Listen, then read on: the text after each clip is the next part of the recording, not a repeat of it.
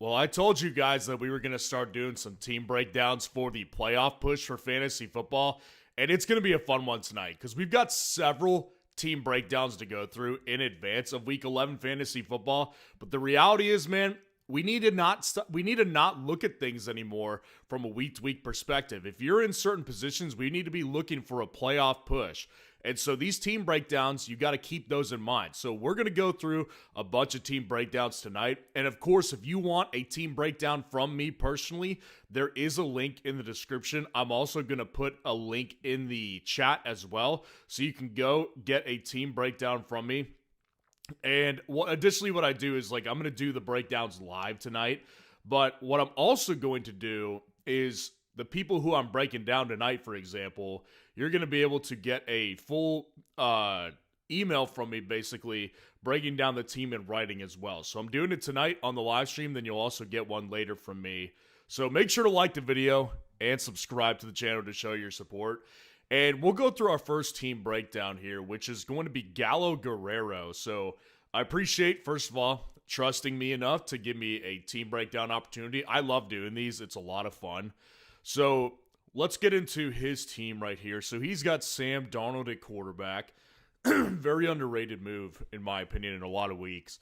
Travion Henderson, Jalen Warren, Justin Jefferson, Lad McConkey, Trey McBride, Stephon Diggs, Jags defense, Michael Basley at kicker, Travis Etienne, Joe Flacco, Chris Olave, Kamani Vidal, 49ers defense, Patriots defense, Trey Benson on IR, along with Amari and Hampton. So the other important notes on this one are the league settings. It's 10 teams. It's a full PPR. The playoffs are weeks 15 through 17. Trade deadline is at 11/26. So that is, what is that? That is what, 2 weeks from Wednesday? I think 2 weeks from tomorrow is the trade deadline, 11/26 at 12 p.m. Eastern. 6 playoff teams, 3 rounds and 2 byes. They have traded away Bucky Irving for Travis Etienne, Olave, and Travion Henderson after week 1. They traded away Pickens for Ladd after week 3, and they traded away Chuba and Travion for Jalen Warren after week 4. And then some future thoughts that Mr. Guerrero had for us was that he is currently 7-3, tied for second place, which is 3rd overall. Dropped the Jags defense and Darnold to stash Burrow and Jaden Daniels, who are on the waiver wire, is one of the questions we're thinking about. And when Hampton becomes available, drop Vidal. Drop Patriots defense after this week if Trey Benson is set to return week 12 and 13. And drop Flacco if either Burrow, Jaden, or are available for week 13 for the Chiefs defense. So let's go through, kind of back up to this roster right here. So first of all, you're in good position. You're obviously in position to where, regardless of how things go, in your situation, which is a 10-man league, I can't imagine missing the playoffs at 7-3. Now, you may not have clinched already. You may still be in position to where you're looking to clinch like this week or something like that. But the bottom line is things would have to go very, very left for you to miss the playoffs. So we have to operate as a playoff team moving forward. You're not a team that's making a playoff push. You're really a team that's set for the playoffs, and you're already basically in, whether or not you've clinched or not yet. So Sam Darnold at quarterback, along with Joe Flacco, I actually think it's fine. I think that in certain circumstances, right? Like, you're in a standard type of format. You've got 2 running backs, 2 wide receivers, a tight end, and a flex every single week. So if this was a super flex league, or if this was a 3 wide receiver league, it might make sense to make another move and try to acquire a stronger quarterback. But I don't think that with your current team build, you really want to sell off other pieces to upgrade a quarterback. Because the way I think about it is that with Joe Flacco, you're in this position right now where we could look at it and say, yeah, we could upgrade Joe Flacco. But if you actually look at Joe Flacco and what he's been able to do in fantasy this season, he's been very good from a weekly perspective, right? So Joe Flacco against the Bears in week 9, For some reason, it's not pulling up, but he did very well, obviously. They put 40 points on the board, 24 points in week 8, 26 points in week 7, and 16 points in the first week that he was a Cincinnati Bengal. So Joe Flacco has done very, very well, to the point where I don't feel the need to go make a strong push for a different quarterback. Now, the reason I say that pretty confidently is because Sam Darnold was a bust of a placeholder for you this past week, obviously. He didn't do very well. But he's a guy that you can easily drop, because I also love the idea of stashing away one of either Burrow or Jaden Daniels. Now, for me personally, I don't see much need to drop both, or to add both of them. And the reason I don't is because we don't want to stack up your roster with a bunch of injured players, because I don't want to drop either Benson or Amari and Hampton. I do want to hold on to both of those guys. And so I do think of this as we need to do one or the other. So for me personally, I'm okay with dropping one of those two defenses for either Burrow or Jaden Daniels. For me, I'm going to prefer Joe Burrow. And the reason why is because with Joe Burrow, we actually have a really stable, he basically called his return date, which is he's targeting week 13. Obviously won't play this week, won't play next week, but he will play the following week if their schedule and if their season is still in reach. Like, it's not out of reach yet, and they can still make the playoffs. He will come back. So I like that timeline that we were given with Joe Flacco more than I like the timeline of Jaden Daniels, who still doesn't really have one, although he wasn't placed on the IR, which would indicate maybe he returns at some point within the next couple of weeks. It would indicate that. But for me, Joe Flacco is a guy that I could easily look at and drop the 49ers defense for. I mean, the 49ers defense really don't have a place on anybody's roster at this point. Their defense, I've been saying this for weeks, right? When you throw guys like you and me out there to play defense for an NFL team, it just doesn't work out. And we're seeing that come to fruition every single week. And the 49ers, yes, they've got an easy schedule. It just doesn't matter when you play a bunch of randos on the defensive side of the ball. There's not much fantasy upside from that defense. So to me, that's the immediate move that I would personally make as well. Now, I think that when you're discussing when Hampton becomes available, drop Kamani Vidal, that makes a lot of sense as well, because Vidal won't be relevant. That's a pretty easy one to say yes to. And then you would drop the Patriots defense after this week if Benson is set to return next week or week 13. I'll be honest here. If you're going to drop a defense, I'd probably want to drop the Jags. The Patriots do have some more favorable matchups in their schedule moving forward. And I do think of the Jags defense as just a little bit of a unpredictable mess, right? Because, take last week, for example. They played the Texans, and that should have, in theory, been a really good matchup for them. And they did fine. But at the same time, man, they did not do well enough for me to have enough confidence to roll out with them over the Patriots defense. The Patriots have consistently played really good opponents very well. And so with their remaining schedule and how they got a bunch of softies on the schedule, I would much rather keep the Patriots over the Jags defense. So that's just me. If I'm going to drop a defense, it's going to be the Jags and the 49ers, and I'm going to hold the Patriots for sure. But one thing is very clear. You do not need 3 defenses on your roster. I'm reluctant to keep 2 defenses. And I think that there's a lot of merit in some people's leagues that you keep 2 defenses, because sometimes people stack up defenses and there's not as many on the waiver wire. I understand that. I've been in leagues like that. But I don't love the idea of doing that personally. So I'm okay with dropping both of those defenses pretty much immediately. But if Trey Benson becomes available and he's going to be back, then the Jags defense is going to be the defense that I personally drop. And then drop Flacco if either Burrow or Jaden are available week 13. Yeah, I mean, the clear answer is you drop Flacco the moment Burrow becomes available. And that's another reason I say go pick up Burrow, is because you've got Flacco in the meantime. So to me, again, we're looking for a playoff push. Like, it's obviously going to be great if you won out from here until the playoffs started in week 15. Like, if you won week 11, 12, 13, and 14, it would be fantastic. But it's not going to kill you if you suffer 2 losses in between then. So my point in that is to say, I think that you shouldn't look for a short-term solution. And to me, Jaden Daniels, if you picked him up, that's more of a short-term solution thing, whereas I think that with Burrow, when he comes back, he's probably got a higher ceiling than Jaden. I really do believe that. So Burrow's the guy that I would want. Now, here's a couple other moves that I personally think you should consider to make. So, first of all, the move to get Travion didn't look great, and now it looks really good all of a sudden.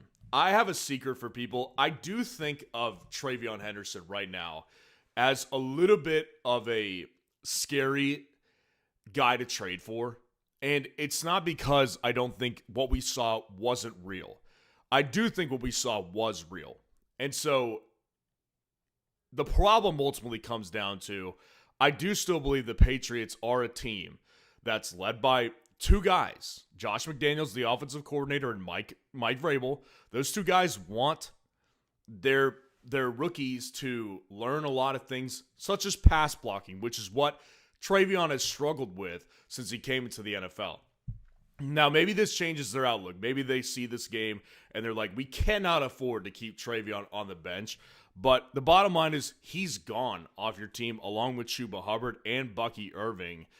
And so for that, you got Jaylen Warren basically, who is your RB2 right now, because you also have, well, now he's realistically your RB1 because Travion is gone. So, okay, I need to make sure I'm understanding this. So you traded away Chuba and Travion. So you must have picked Travion up back off the waiver wire, which is a good move. Then I'm okay with having Travion there. But the bottom line is this. Your running back room is a little unstable. I do have some problems with the running back room here. Jaylen Warren is a solid RB2, but I'd be a little freaked out if he was my RB1. And that's kind of the way I view things right here. Jaylen Warren is the most stable as far as workload on a weekly basis and consistency with fantasy points per game. So to me, he's your locked and loaded running back out of those couple of options. Travis Etienne is probably your realistic RB2. Now, that's not an RB2 I like. Personally, I would much rather have a different running back too, but it seems relatively stable. With those 2 running backs there, your ceiling is just not as high. Your ceiling could be a lot higher. Now, the one thing that sticks out like a sore thumb to me is definitely Justin Jefferson. And this is something I've been on for a long time at this point. I am not big on Justin Jefferson, especially heading into the fantasy playoffs. This does not feel like a winning move. And the reason it doesn't is because I've highlighted this for a long time. When you have a quarterback deficiency, I mean, think of what Jamar Chase went through earlier in the year. Without Joe Flacco, without Joe Burrow, Jamar Chase was very, very scary to play, and he had a really low floor. Well, Justin Jefferson, on the contrary, has an okay floor, but okay is not good enough for your wide receiver 1. And, Ladd's a fine wide receiver 1, but we would primarily want to ideally utilize the name recognition that JJ still has at this point, which is a huge, huge deal. The name recognition that JJ has is absolutely enormous for fantasy football. And in trades, he can still net you a good return. So JJ, to me, is on the trading block. And I would also add somebody like Travis Etienne to that trading block as well, because I do worry about his longevity, not necessarily from an injury perspective, but from the perspective of, if you look at the last, several games with Travis Etienne, they just haven't been very good. I mean, Travis Etienne has been the lead back still. It's not the problem with the workload. But, last week, 16.5 fantasy points in a full PPR format. That's the best we've gotten in like a month and a half. I mean, back in week 7, he had 6.5. Week 6, he was not good. I remember that against the Seahawks. Week 5, 8.8 fantasy points. Week 4 was the last time that we had any sort of good game, like really high impact game from Travis Etienne. So Travis Etienne is a little bit nerve-wracking to me personally as your RB2. So I would be looking to trade away Travis Etienne, and I would also look to package him together with Justin Jefferson, because I think what we can do here is we can really upgrade your running back or wide receiver position with both of those two guys a part of the trade. Stephon Diggs is a fine flex play on a weekly basis, but ideally, Travion Henderson will stick with this role. And to be clear, until Ramondre is back, continue to ride Travion, because like what we got, I believe was real. And I think as long as the opportunity is open, I want Travion to be in the lineup one way or the other. So as of now, I would be starting all three of the running backs, Etienne, Warren, and Travion Henderson. And Kamani Vidal is a very strong consideration, as well as Chris Olave. So to me, like, you've got depth.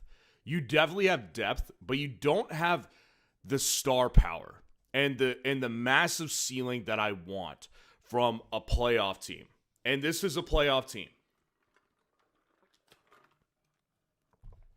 So to me, the perfect thing to do in your situation is take some of that depth and apply it to a big, massive trade.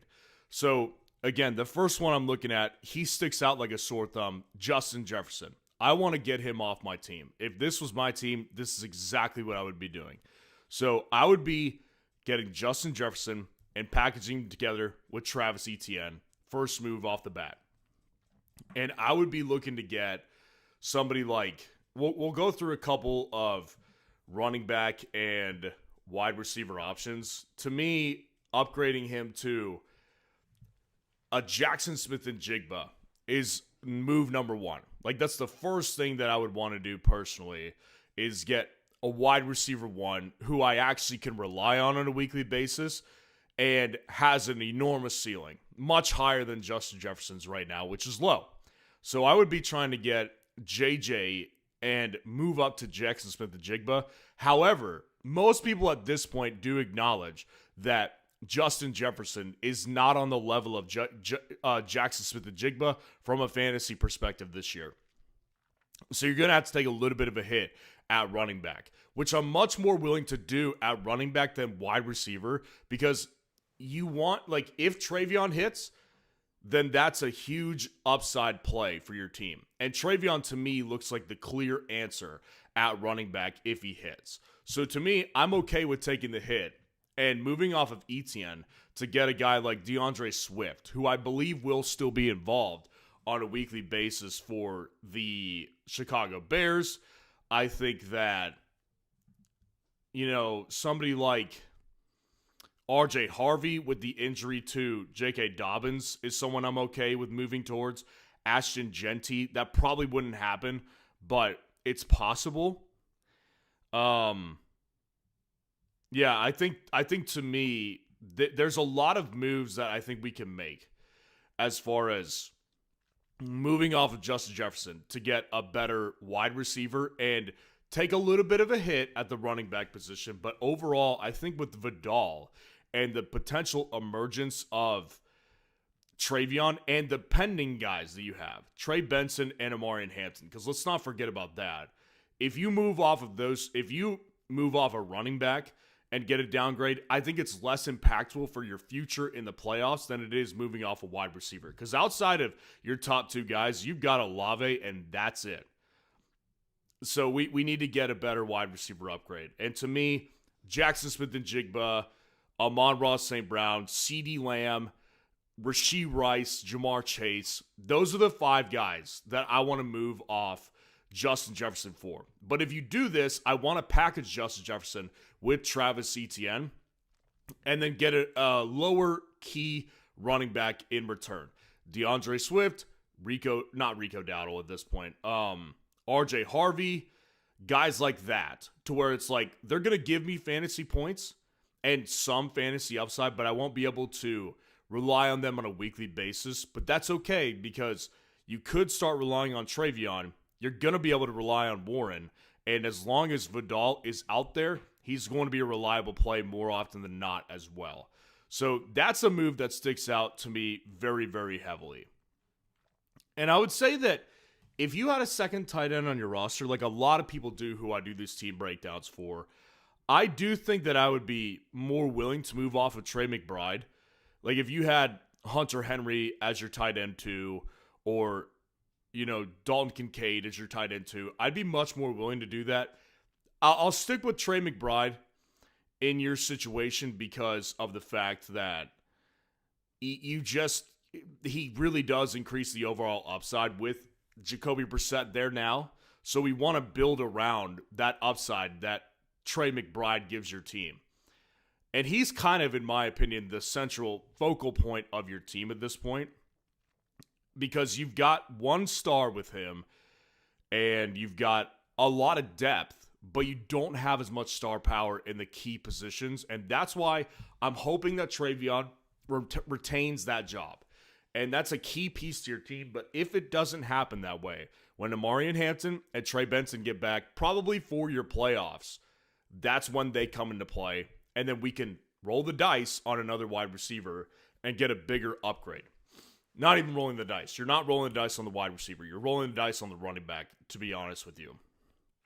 So yeah, to me, the clear move is to sell off Justin Jefferson and Travis Etienne for a combination of Jackson Smith-Njigba, Puka Nacua, Rashee Rice, Jamar Chase, Amon-Ra St. Brown, CeeDee Lamb, one of those true top-end wide receivers, and get a lower key RB2/RB3 in return, such as DeAndre Swift, such as RJ Harvey, those types of guys. So that's my big piece of advice as far as trades to make. Other than that, again, like I said, don't keep 3 defense on your roster. It just is not, it's not the best roster management to keep 3. I understand 2, 3 is too many. The 49ers are an easy drop right now, especially if you want to get Joe Burrow, who is the guy I would primarily target.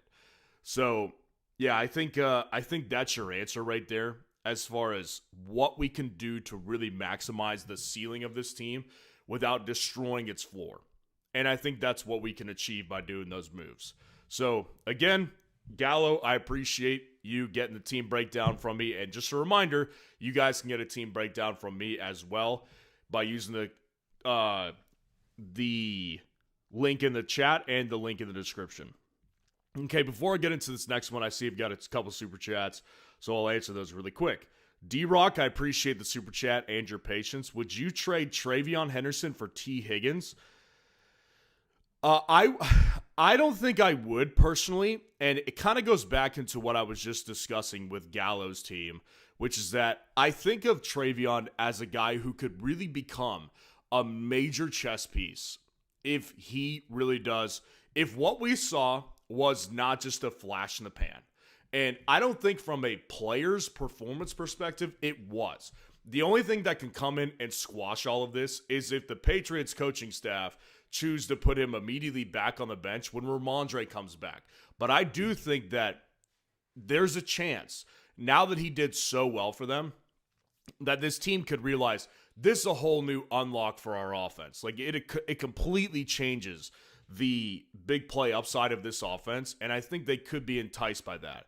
So to me, I'd rather hang on to that rather than go for a guy who I do think has upside. Like I think T. Higgins has plenty of upside, especially when Joe Burrow comes back, but I don't think he has enough stability, and I would rather take the upside with that running back than I would take the upside with T. Higgins, who I just kind of think is still going to be what he's been. He's going to be a boomer bust play, and I think that there's a chance that we could get a really stable in the sense that his floor could become pretty stabilized, and a really high upside running back as your flex at this point. Like the value of that, I think exceeds the value of T. Higgins. So I would not do that personally. I appreciate the super chat, and I'll answer RJ Bacani's super chat, and then we'll get on to the next team breakdown. Appreciate the super chat. RJ asks, Warren by Gadsden Hurt, Jonnu or Mason Taylor? Those are two ugly options, man. I got to be honest with you. I don't want to sugarcoat it. I really do think that Mason Taylor just depresses me because there's just nothing there with a tight end and any pass catching option in New York. And Jonnu, on the other hand, is dealing with two other tight ends on his roster that can take away work. The thing about Jonnu, too, is he has really not been that involved. Like, on a weekly basis, he gets, 2 targets per game. I mean, that's really what it's come down to. At least Mason Taylor does get targets, on a relatively consistent basis. And his ceiling games, he gets, 10 targets. So I'll go with Mason Taylor. It's that Thursday night game against New England. Maybe they can catch them off. Whereas with Jonnu, if he was all alone, I would say, yeah, I'm more likely to play him because I think his quarterback is better, clearly. But that's not the case. And the case is currently that Justin Fields is that guy. So, it just is a tough pickle you're finding yourself in. But, we'll get through it. I'll go Mason Taylor, though. Appreciate the super chat. All right, let's get to the next one. And the next team breakdown I'm going to do is Adrian M's. Adrian, again, appreciate you being here. Adrian was one of our first customers at fsroundup.com, which we really appreciate the loyalty of. And I'm excited to get in your team breakdown. So you've got Josh Allen at quarterback, Quentin Johnston, Emeka Egbuka as your 2 wide receivers, James Cook, DeAndre Swift as your running backs, Tyler Warren as your tight end, Rico Dowdle and Romeo Doubs as 2 flex options, and Eddie Pinheiro. And on the bench, your defense is the Cleveland Browns. On your bench, you've got Kenneth Walker, CeeDee Lamb, Rashee Rice, Baker Mayfield, Chris Godwin, and the Ravens defense.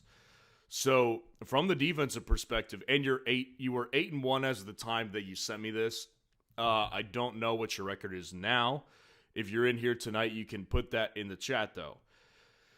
I think that your defense, I like the way you're playing the defense, which is that you've got 2 defenses on your roster right now, which ordinarily, again, I'm not the biggest proponent for having 2 defenses on my roster, only because I just think it clogs up more valuable roster space.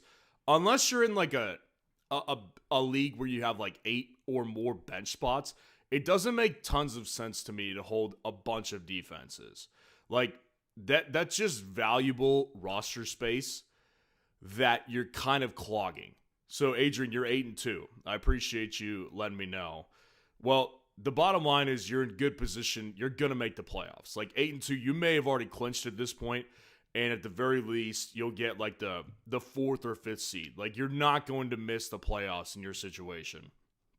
So, I think that the defensive perspective, the reason I appreciate it is because I think the Ravens defense this week is a good play.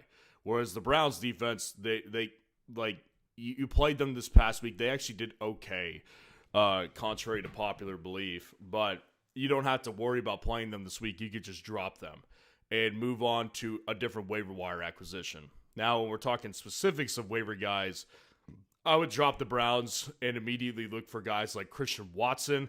I would immediately look for guys like, you see, I was going to say Darius Slayton there. I'm going to not go for that because you're 8-2. What you need to be doing is building a playoff contending team.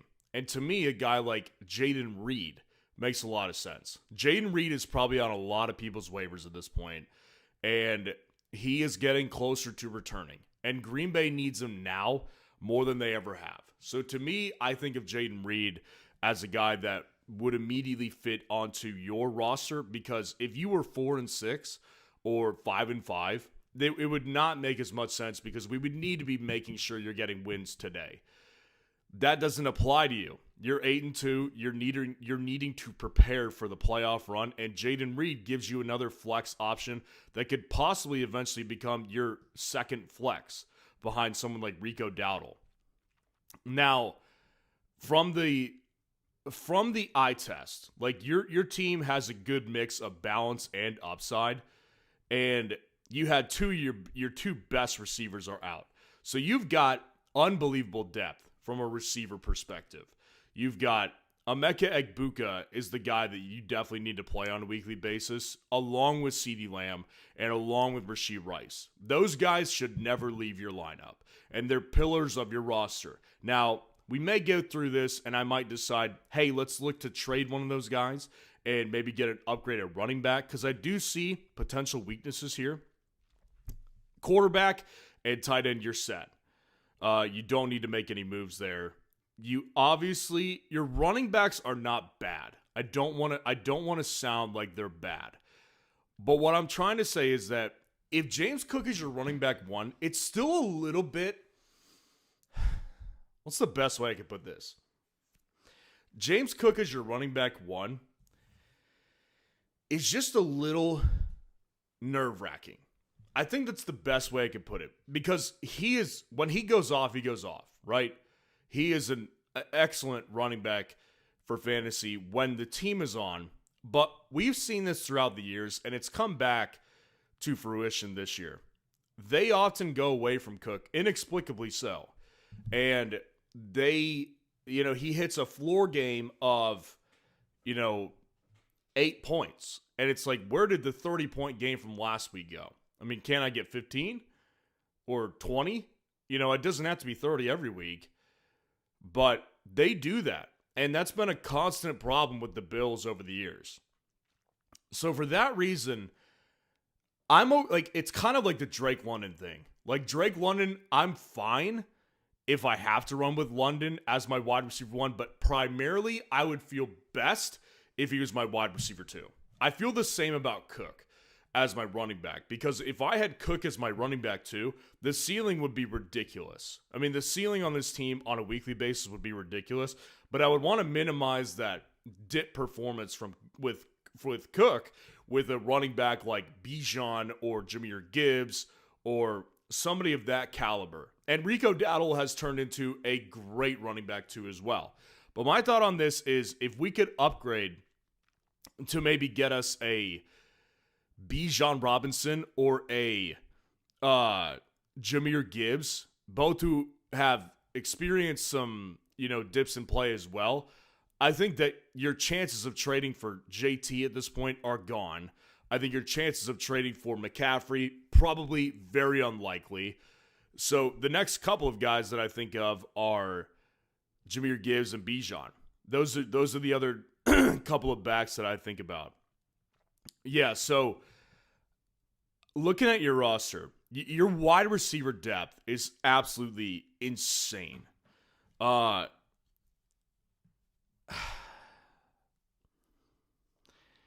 You've also got Baker as a quarterback, and Baker just came off a really big game.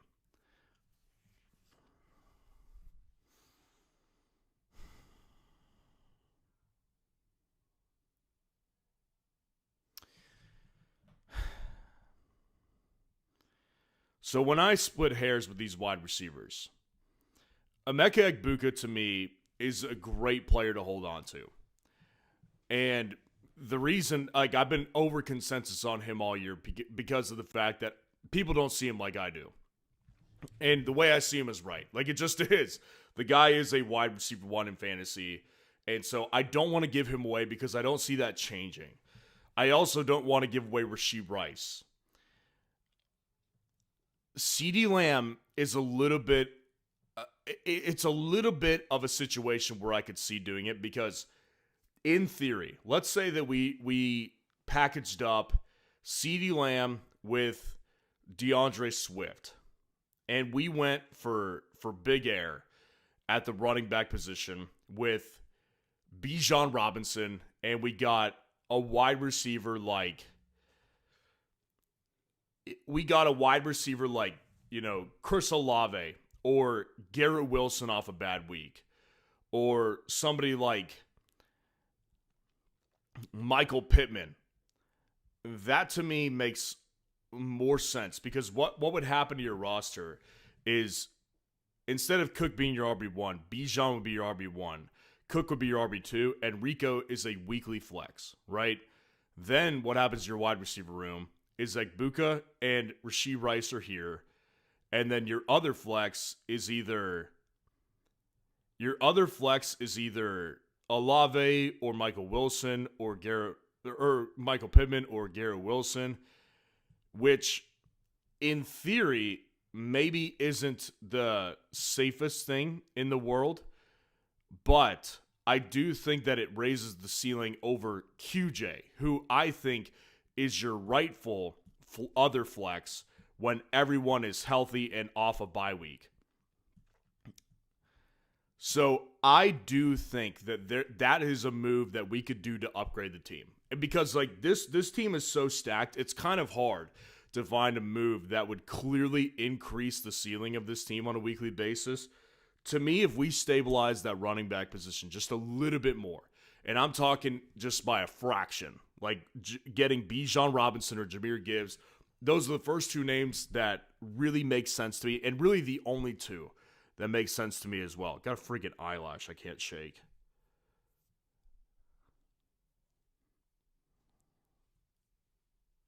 Ugh, this is frustrating. You ever have that? Like, you have an eyelash that just doesn't want to move out of your eyesight? Okay, well, maybe at some point it'll get out of my eyesight. But I think of, I think of this type of move really helping the overall ceiling, because again, the ceiling of those three running backs is insane. Your top two receivers are fantastic with Egbuka and Rashee Rice.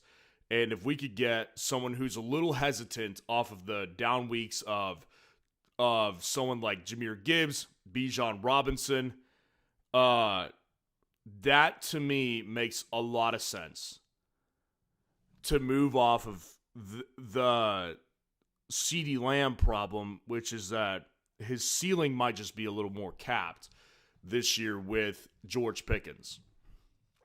And we can basically move QJ to the bench in favor of a guy like Garrett Wilson, a guy like Michael Pittman, a guy like Olave, a guy like Jalen Waddle also comes to mind.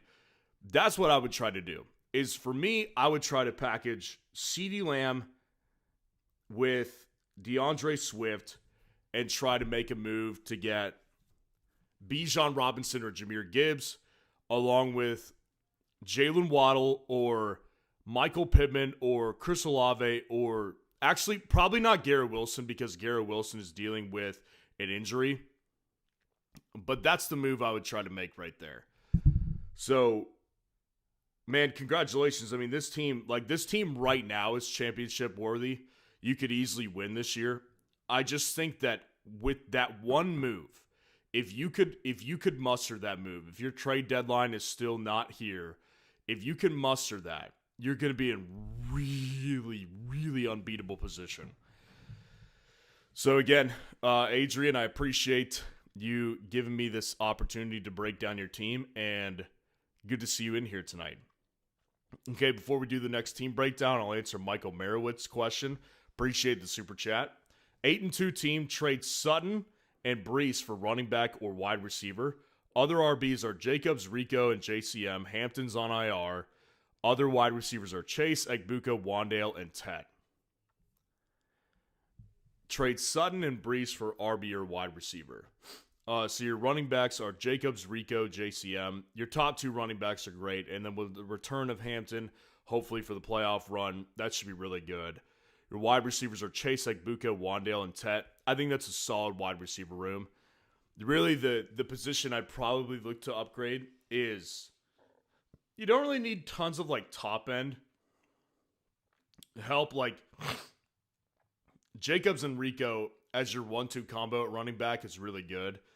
And then guys like Chase, Egbuka, those two guys obviously have tremendous ceiling as well. More so for a depth perspective, do I see a good move here?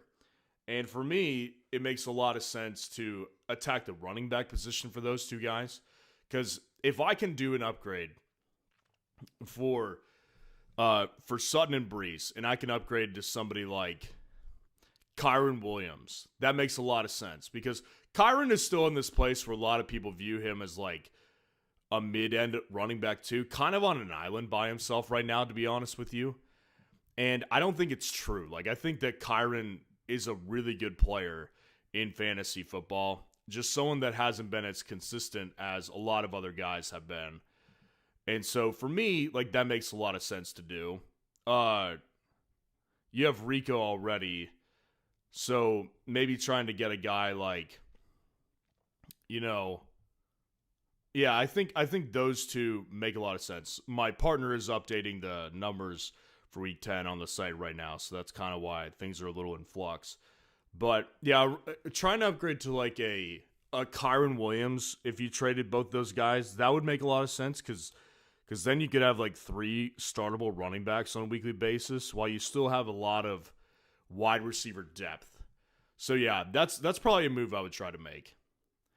Appreciate the super chat, man. Always good to see you in here, Michael. Okay, let's go to our next team breakdown, which is Diego Sanchez. What's going on, man? Appreciate the opportunity to do this team breakdown. And let's go through it right now. So you've got Josh Allen at quarterback, Christian McCaffrey at the running back position, Aaron Jones at running back, T. Higgins, Jackson Smith-Njigba, Dalton Kincaid, Devonta Smith, Chris Boswell. You also have Bo Nix, Kyle Monangai, Kamani Vidal, Jordan Addison, Michael Pittman, and Harold Fannin. You're in an 8-team league. You're in 7th place, 4-6 currently, full PPR, and there's an IDP spot, and that's the linebacker position. So yeah, your IDP player is Roquan Smith. I forgot to add that in here. So let me make sure people know that. So IDP, we'll explain it a little bit later for those of you who aren't familiar with IDP. There's 2 IR spots. One of them was Cam Scattaboo, and the other one is open. Trade deadline is the 20th, so that is coming up here in about 8 days from tomorrow. So next Thursday is your trade deadline. You've already sent away A.J. Brown and Kenneth Walker for JSN in week 2. That's a fantastic move. Sent away Henry, Aaron Jones, and Stephon Diggs for CMC. Also a fantastic move.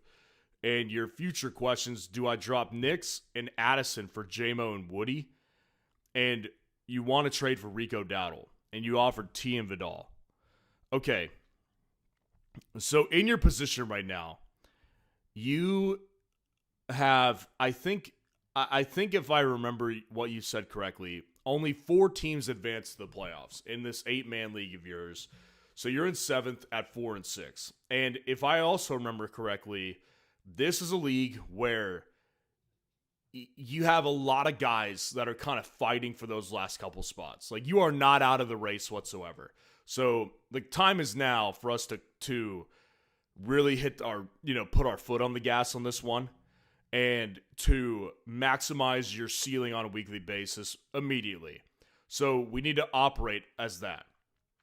So first of all, I don't even know where your team would be if you did not make those 2 trades, because McCaffrey and JSN are your pillars on this team. I mean, Josh Allen, like, that's one thing, and he's been very good, obviously, because he's Josh Allen. But your true pillars on this team are CMC and JSN. So if you didn't make those 2 moves, I don't know where your team would be with the combination of guys that you had beforehand. A.J. Brown being basically unstartable, Kenneth being basically unstartable. Derrick Henry was the only real piece that you had that I had any interest in putting out there on a weekly basis. You flipped all those guys for 2 of the top players in fantasy. So props to you on that move. It was unbelievable, fantastic move. So moving forward, you clearly have shown the aptitude to trade. And whether that's you personally or whether that's the league you're in, you clearly have made a lot of good moves, and it would indicate to me that people in your league are willing to trade. And especially when the deadline hits, there's always a push to make some trades. So looking at this team, there's a clear weakness here at running back 2, which is Aaron Jones. Like, I would even prefer to have T. Higgins as my wide receiver 2 over Aaron Jones being my RB2, because Aaron Jones is injury prone, and that's what he's shown over the last several years of his career. Well, it's coming through even more right now. So Aaron Jones as my RB2 feels really uncomfortable. Devonta Smith is my wide receiver 3/wide receiver 2 with T. Higgins. Feels okay. I wish I had a little more stability. You've also got Pittman, who's on bye this week. So realistically, your wide receiver 2 is Pittman, and your wide receiver 3-4 combo is T. Higgins and Devonta Smith. And you've also got Jordan Addison as your wide receiver 5. So to me, you've got a lot of depth at the wide receiver position. Those are players that a lot of teams would fight to have as their flex option on a weekly basis. So just keep that in mind moving forward. So at your running back position, outside of CMC, who is a pillar, and outside of Aaron Jones, you have Kyle Monangai, Kamani Vidal, and you have Cam Skattebo on the IR. So Cam Skattebo, not that you need it right now because, well, you actually kind of do because you're going to have to put Dalton Kincaid over on the IR spot. Dalton Kincaid needs to go on your IR as soon as they rule him out, and you need to just drop Cam. Like Cam Skattebo, I get it. Like it was a lot of fun, and I had a great time watching him. But the reality is he's not coming back, and it's just clogging up a space on your IR spot. Now it's not as like much of a it's not a move that you need to make necessarily because of the fact that he's not like clogging up anything right now. But I mean, Cam Skattebo, if you have two players that need to go on the IR, Cam Skattebo needs to be dropped immediately because he has no chance of coming back this year. It's just dead weight in a spot that could come in handy. So that's an easy drop right out of the gate. Your quarterback situation with Bo Nix and Josh Allen, you know, it's going to sound uncomfortable, but I have an idea. Because I want to make upgrades to your running back position. Because again, your wide receiver position, like JSN and Pittman as your top two receivers on a weekly basis, that's a solid move. So in order for us to maximize the ceiling of this week and the ceiling of the future, considering you're 4-6 on the outside looking in, you need to win several more games to lock up a playoff spot. We need to look at things from a short-term and a long-term perspective if we can. So for me personally, one of the first ideas that I'm having right out of the gate is why don't we take a combo of either Devonta Smith, T. Higgins, or Jordan Addison, preferably Addison, and package him together with Josh Allen. Now, I know this is going to take convincing, but to me, Josh Allen is a guy that I would be okay with trading here because Bo Nix does have ceiling games. Like, Bo Nix has done really well on multiple weeks. He's given you week-winning performances, and even when he doesn't do that, he's been mostly good from a floor perspective. Now, last week was scary, and I think that lives in everyone's head rent-free right now because it's recency bias. So there's no shot that we're trading away Bo Nix for any real value at running back. But there is absolutely 100% of a chance that we can get a really good RB2 if we package Josh Allen with Jordan Addison.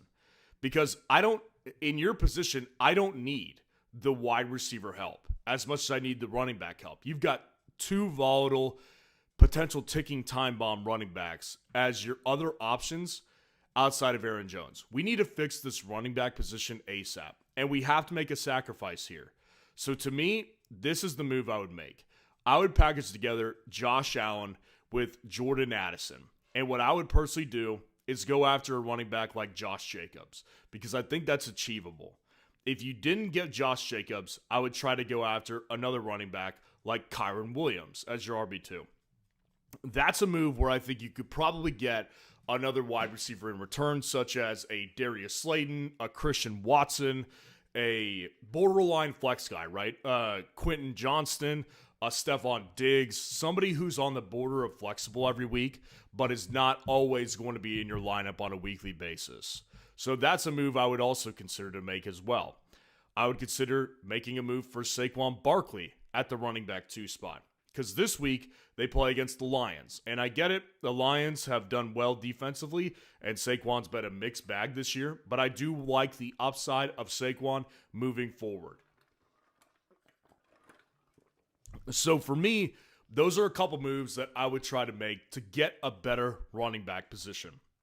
Because again, when Pittman's out there, Pittman does provide you a mostly stable floor. Like, I've really talked a lot of crap on Michael Pittman over the weeks because of the fact that Pittman, his target share has been a little unstable on a week-to-week basis, but I will acknowledge that, Pittman is a guy that ordinarily hits 14 points a week to 25, not 25, but like 22 points a week. I'm okay with rolling that out on a weekly basis, but I am not okay with rolling out McCaffrey and Aaron Jones, because I would be willing to venture and bet that the reason you're in your position that you're in is because you've had a lot of distaste from your RB2 spot, like, for lack of a better term. So I do think that your RB2 is very glaring, and we need to correct that today, and we have to make sacrifices in that situation. So for me, Josh Allen is the sacrificial lamb to pair up with Jordan Addison and to go get a dominant running back too, like Josh Jacobs, like Kyron Williams, like Saquon Barkley. Because you're not affecting your flex spot, really. And I think it's just a winning move. Now, your tight end position, with Kincaid out, I think Fannin is fine to roll with. I will tell you something. I haven't said this out loud yet, I don't think. But a lot of people might be shocked to hear. I'm actually more than okay with rolling out and picking up Dalton Schultz. I really am okay with that. I think Dalton Schultz is a guy that can definitely be rostered, but I also think of Dalton Schultz as a guy that you could actually play in a pinch. Now, I'm not going to tell anybody to go out and start him over a guy like Harold Fannin. Like, any given week, Harold Fannin could have a good week, and I don't want to say that I would do it, but I'm okay with considering it. That's for sure. So, as soon as Kincaid gets on the IR, or as soon as you could put Kincaid on the IR, I would do that, and I would go ahead and move for Dalton Schultz, Hunter Henry, guys like that on the waiver wire, because I would imagine that one of those two guys is out there, and I'm fine with either. Again, rolling with Bo Nix at your quarterback position, it's a struggle, and you're gonna have disappointments, but I would rather take the upside of that versus the upside of Aaron Jones, which is pretty much irrelevant. Like, he doesn't have upside of more than 15 points. Bo's upside is 30. So if I'm giving away Josh Allen, one of my best pieces on this team, I need to get a good running back too to increase the floor and the ceiling of my running back room, and that's worth it to me. So that's the move that I would personally make. And I get it. It's going to feel uncomfortable. It will feel uncomfortable. But I think it's in the best interest of your team. If it was my team, that's what I would do. I mean, as of right now, like, you continue to hold Monangai. Like, that's a huge thing that you should do for sure. So Bo Nix, like, I'm not dropping him. And before I make this move, so with Jamison Williams, right? Like, that's a guy I would prioritize over Woody Marks. I would definitely be on the ball right now, tonight, to make sure I got Jamison Williams. That's a given right there. And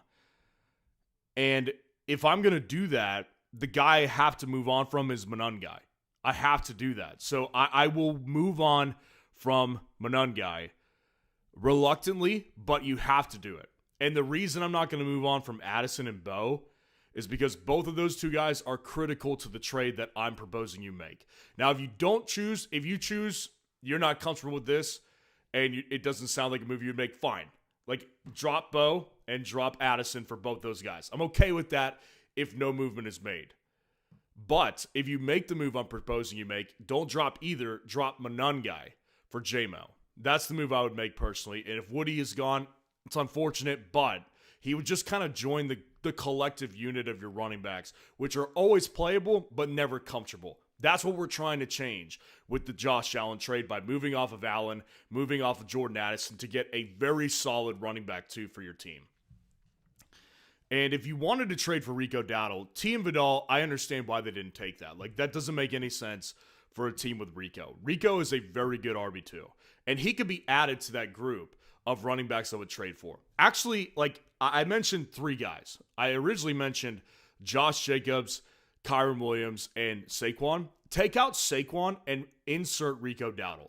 That, to me, is a move I would still make. I would still trade Josh Allen and Jordan Addison for Rico, but what I would do is, since Rico doesn't have the name value, the glitz and the glam of Saquon, you can get another throw-in piece there too. You can get a Wan'Dale Robinson. You can get somebody like Christian Watson. You could get somebody like a Quentin Johnston. You could get possibly a Stephon Diggs. Like, those are moves that you could make in addition to that trade. So that's what I would personally suggest.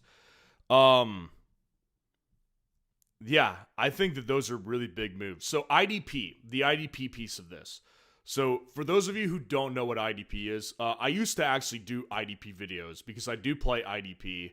And so basically IDP is individual defensive player.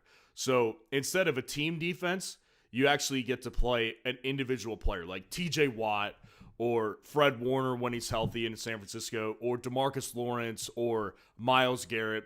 You know, any of the above, right? Well, in this position, this guy has a linebacker in his spot because points like tackles are very valuable. Now, I don't know what you're using for IDP scoring, but what we usually do is IDP 1, 2, 3.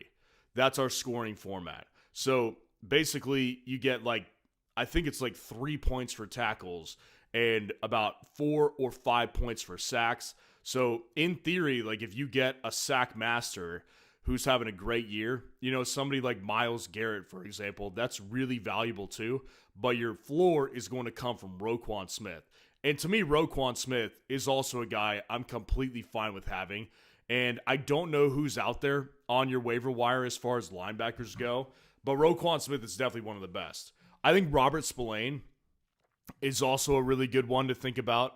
I think he's in New England now. Guy was a former Steeler, former Raider. He's a tackling machine and also a playmaker. He gets fumble recoveries. He gets sacks as well. He's also a viable option. But to me, personally, Roquan Smith is probably one of the best linebackers you can have for IDP. So I'm okay with holding Roquan Smith. But yeah, I mean, I think the big move to me is we're going to try to trade Josh Allen and Jordan Addison for a really good RB2. And you could throw Rico in that because that's a move that it's going to take a lot more than you would have thought to get Rico, because everybody sees it at this point. Everybody sees what Rico's doing and realizes it's for real. So you can't buy low on Rico anymore. It is you want to buy him, you've got to pay up. This is a running back 2 in fantasy football right now, and you need to treat him like that. So, yeah. I know it's a little uncomfortable, but you're on the outside looking in, which means that a change needs to be made, and a big change is what you need to do. So that's my suggestion to you, but good luck to you, man. Diego, I appreciate the opportunity, and I love doing these team breakdowns, as y'all can see. So if you do want a team breakdown from me really quick, you can use that link in the chat or the description. Sign up for a team breakdown. Email it to us at fsroundup.com. Give me your roster, give me a picture of it so we can put it up on a live stream next time I do these, and we'll go through some more team breakdowns for sure. I'm not done yet tonight, but just telling you guys, if you want a team breakdown, you can get one. So before I move on to the next one, let's go ahead and answer the pending super chats. Appreciate the patience. Rashad White and Gadsden for Bucky. How we feeling? From George Brennan. So I have no interest in trading for Bucky. I'm actually kind of done with it. Bucky Irving, we just got, I think it came across today. He's already been ruled out for week 11, and there is no timetable still for him to return.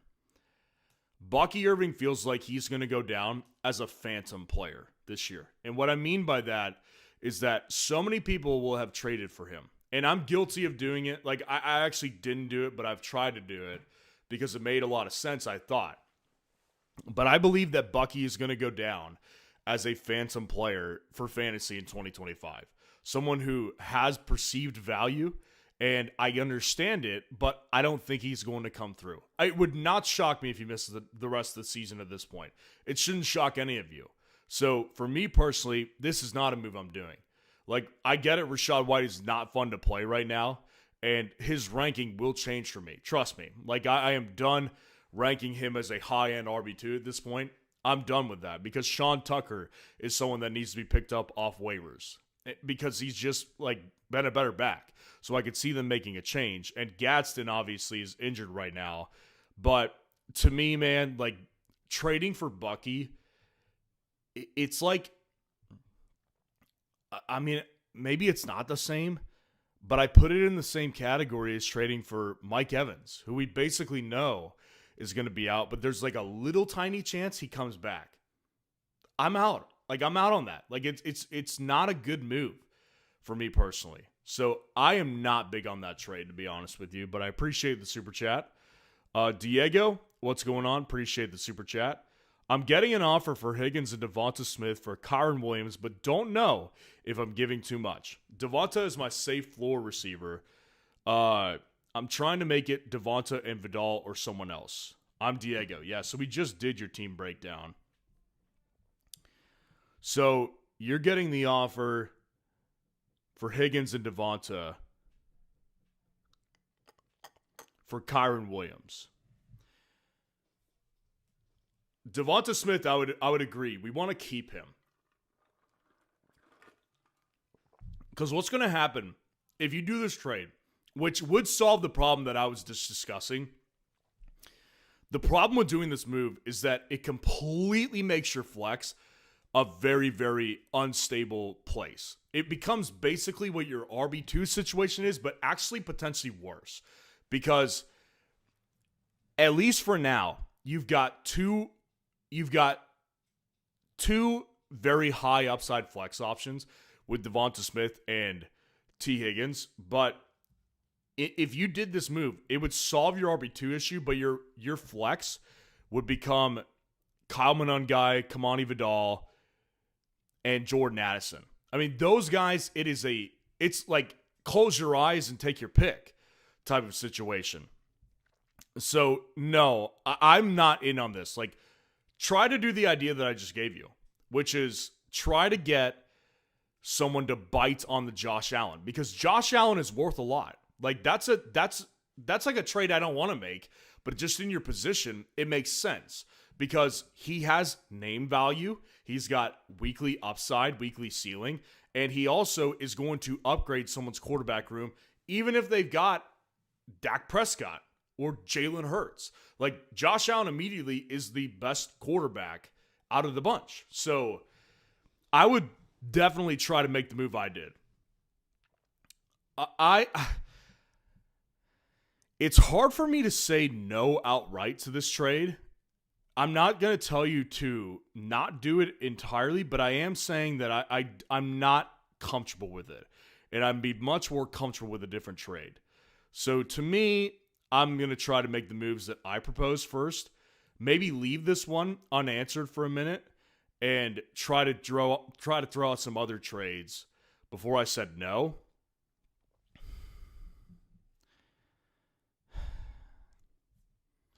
Is it worth it? I don't think it is. I think I actually would say no. Yeah, I'm not doing that. You're gonna make it worse for your team, I think, if you make this move. Because you're getting rid of the two valuable depth pieces at wide receiver that we want to keep. And Addison also has value to some people as well. So I'm going to stick with the moves that I'm trying to make. Appreciate the super chat. And again, Diego, thank you for doing the team breakdown with me. And then George Brennan will answer yours, and then we'll get back to it. Appreciate the super chat.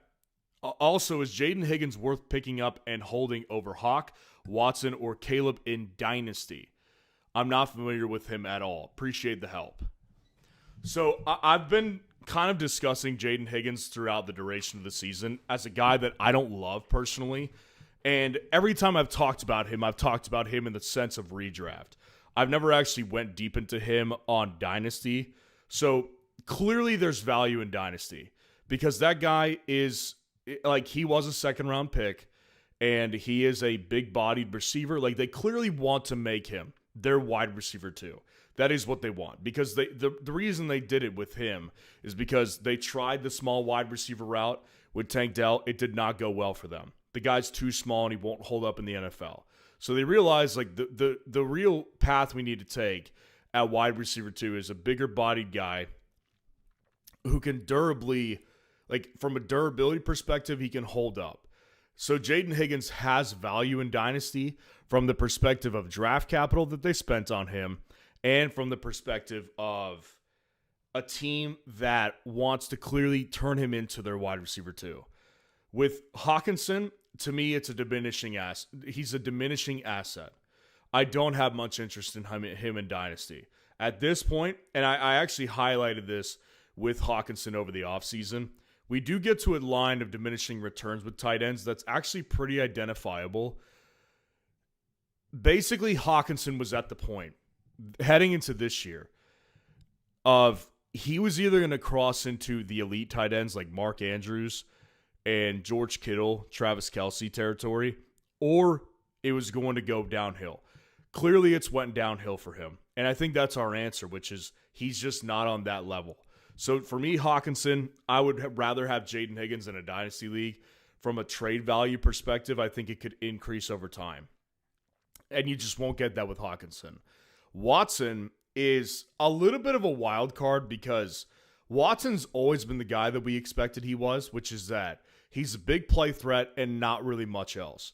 Now, he looks pretty good off of the injury with that he had with his ACL, and he is still young, and they did sign him to a 1-year deal in Green Bay, but I still don't think that there's much room for improvement and growth in his game, because I think he is what he is. Jaden Higgins, we truly, as much crap as I've talked about Jaden Higgins this year, we haven't seen enough of him to really determine his dynasty value. His redraft value, I don't like it, but his dynasty value is different. And I do think that's a player I could see a lot of people get hyped on heading into year 2. So for me, I think he has more trade value in dynasty than Watson does. And Caleb Johnson, Caleb to me is the second best pickup, because again, in dynasty, you have to think long term. And what's the one thing that people go nuts about? Well, it's rookies, particularly perceived high upside rookies. And Jaden Higgins is one of them. And Caleb, even though it hasn't gone his way at all this year, is also one of them too.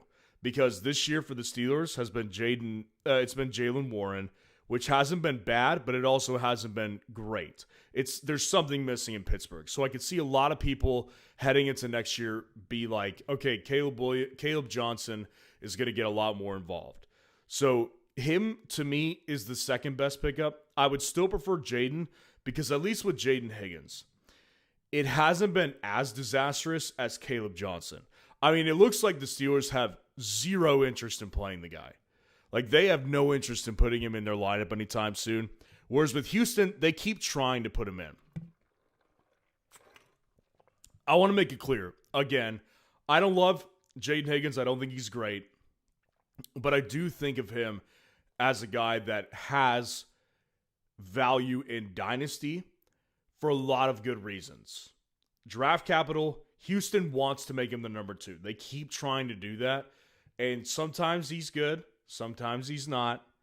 But I do think with an offseason, for people to marinate on that idea, he has the most dynasty value. So I would personally pick up Jaden Higgins. Appreciate the super chat, George Brennan. And let's get into our next team breakdown. Chris Bane. So for those of you who were on my live stream last night, Chris Bane was very upset because we basically got into it about me not doing the team breakdown for him. I did do his team breakdown. It was delayed.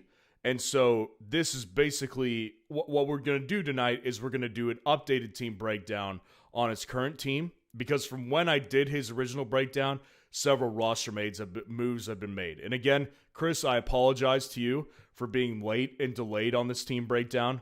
I was trying to be transparent with people about the amount of volume I had with team breakdowns, and the reason it slowed down for me is because I had so many and I like to be detailed as possible with each one of these. So Chris, I completely understand where you were coming from, but I did provide you the team breakdown, I think, a week ago, but it was very delayed, and there was a lot of moves made. So I'm glad that we're able to do this tonight, and we could go through your updated team. So I just wanted to say that really quick.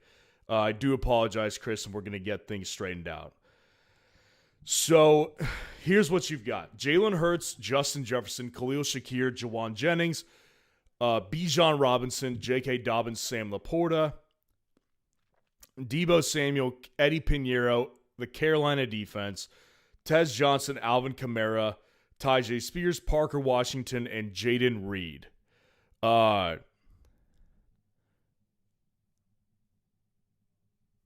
So your league settings, they're a 12-man league. You're in 10th place, 4th and 6th, and it's a full PPR. So first of all, I want to address something that you said in the email that you sent me when we were talking about it this morning, which is that it sounded like you were pretty down about your prospects of making the playoffs and having any sort of push. Well, granted, I didn't get to see what the rest of your league standings are, but 4 and 6 in 10th place, that to me sounds like a really competitive league where there's a 1-win difference between you and like 6th place. And let me know if I'm wrong, because I see you're in here tonight. You're not an a-hole. I would never say that. You were definitely not an a-hole. But I do want to, if you could, let me know if like what the last place is for the playoff maker right now, because I'm curious what his record is. Because to me, at 4 and 6, it's not you're out. Like this to me, you can make it. Like we have 4 more weeks in theory, assuming your playoffs start in week 15. Like this to me makes a lot of sense to make a lot of aggressive moves right now, because yes, you are in 10th place, which would also indicate to me that you have not scored enough points to be above a lot of other 4 and 6 teams. That to me is how I'm reading the situation. Again, let me know if I'm wrong and it's super top heavy and the bottom is the barrel. It just doesn't make sense to me that you're out at 4 and 6, even though you're in 10th place right now. So to me, the way I'm reading it is that you're 4 and 6 and you're in 10th because you haven't scored enough points for as much as other 4 and 6 teams. So that would indicate to me, and the reason I'm going to say we need to make aggressive moves is because you need to start putting on ceiling games right now. So with Jalen Hurts, the quarterback situation is not ideal necessarily, but it is not most of the time killer. Because Jalen Hurts, if you just take out last week, right, he's actually only had, that was his second gross game of his season. For the most part, it's been pretty good with Jalen Hurts, and he has not been the biggest, like he has not been your team's biggest problem. So Jalen Hurts, outside of that 11-point performance last night, week 8, he had 25 points. Week 7, 24. Week 6, 21. Week 5, 19. Week 4, 19. Week 3, 31. And then the other bad game was in week 2 against the Chiefs, where he had another 11-point game. And then week 1, he had 24. So basically, Jalen Hurts has been a very stable piece of your team. And the upside has not been, the lack of upside from your team has not been because of Jalen Hurts. Jalen Hurts has been fine.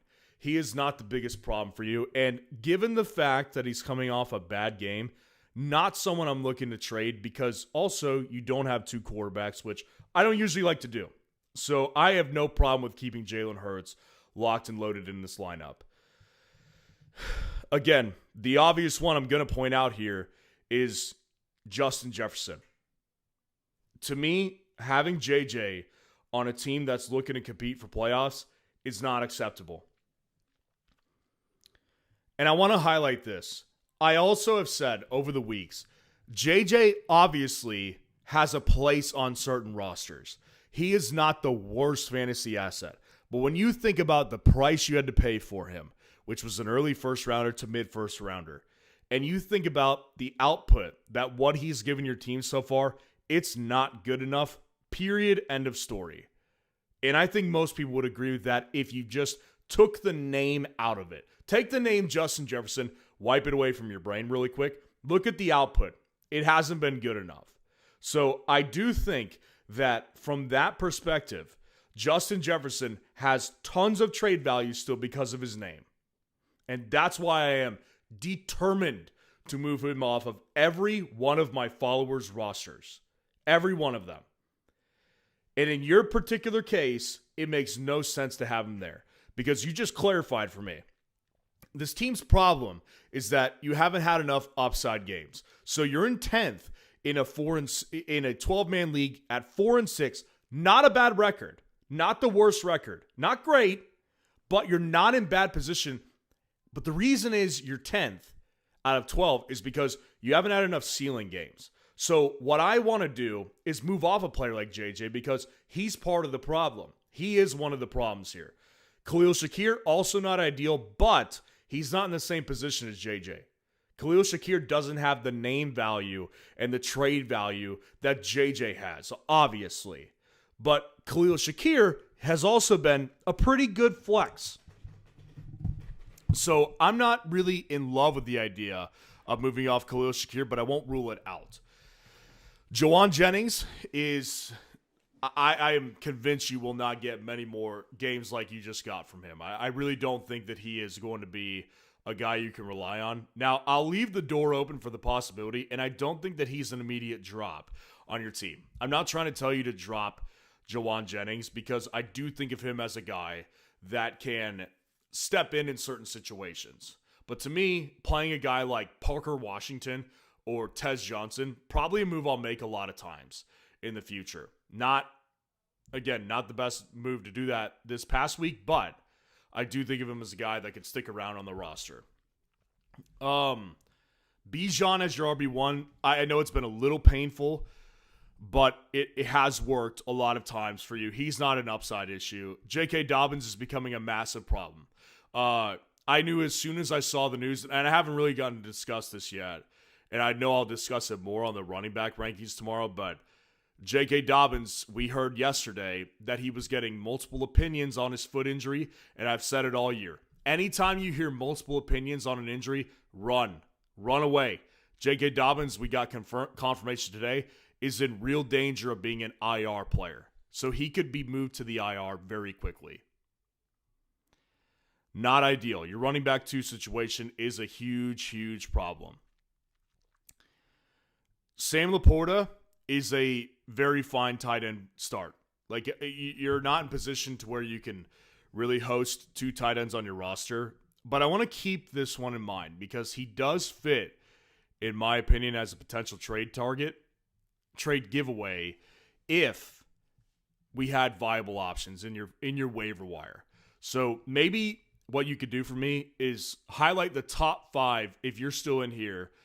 Maybe go to your waiver wire right now and tell me what the top 5 tight ends are on the wire. Because I'm very curious, because if there is guys like Cade Otton, or if there's a guy like Colston Loveland or Kyle Pitts out there, then I would consider packaging him together with Justin Jefferson for a bigger move.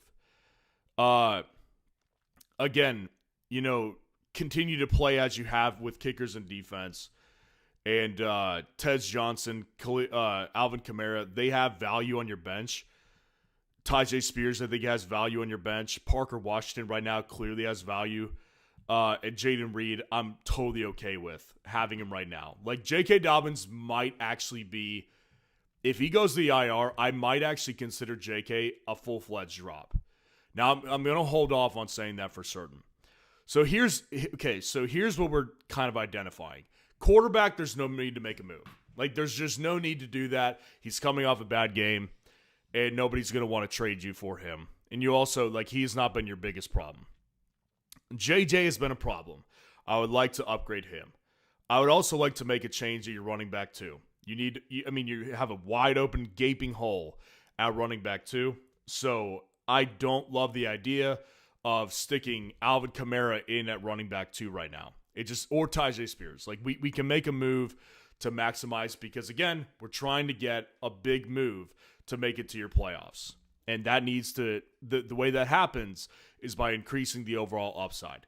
Sam Laporta, I have ideas with him, but I'm going to wait and give you the opportunity to go through your waiver wire right now to see what tight ends are out there. So the first move that comes to mind for me is I would ideally package Justin Jefferson, and Deebo Samuel is also a guy who I would like to move off of as well. I did not mention Deebo. Deebo is a guy that I personally would like to maybe take after this week and move off of him as well. And you said your tight ends are Theo Johnson, Ertz, Njoku, Ingram, and Schultz.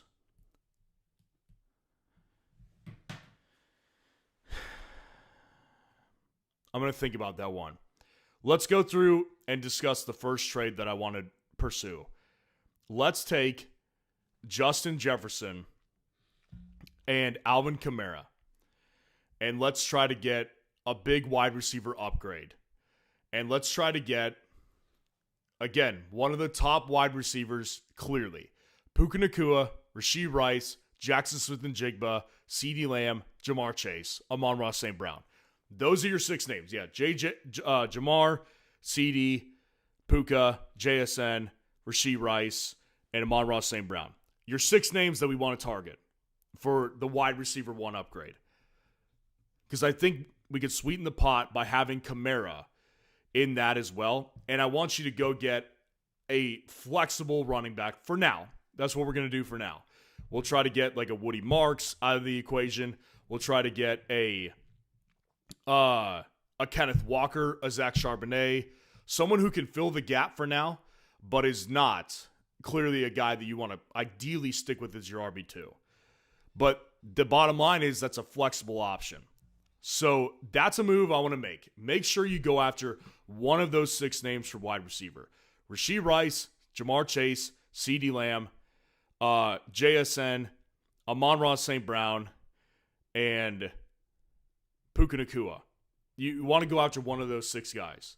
So that to me is a move I would instantly want to make. Because again, what we're doing here is temporarily you've got 2 gaping holes. One of them, though, can be improved like that. And that's the one. Because JJ has the trade value because of the name. And if you package them together with Kamara, people will take that. If you wanted to get one of those true wide receiver ones in return. So I think that that's the first move to clearly increase the upside at your wide receiver 1 spot. Because as I see it right now, your 3 wide receivers that start for you every week, regardless of if it's Juwan Jennings or Deebo Samuel or Parker Washington or Tez Johnson, your upside is really minimal, but your floor is okay. So I'll keep Khalil Shakir as a floor play, but I want to increase that upside on a weekly basis. So that's the first move. Now, I think we have to just do it. We have to roll the dice at tight end because the tight end position, there is just and I've discussed this a lot over the years. The tight end position is a position that you can realistically upgrade on the waiver wire. Now, I'm not saying that you can upgrade over Sam Laporta on the wire because those options I don't love. I don't love those options. But what we can do is stabilize the tight end position without hurting the upside too much. But if you rolled out someone like Tyjae Spears at your RB2, you're going to be really hurting. So I want to take Sam Laporta and Deebo Samuel, and I want to try to get a running back upgrade.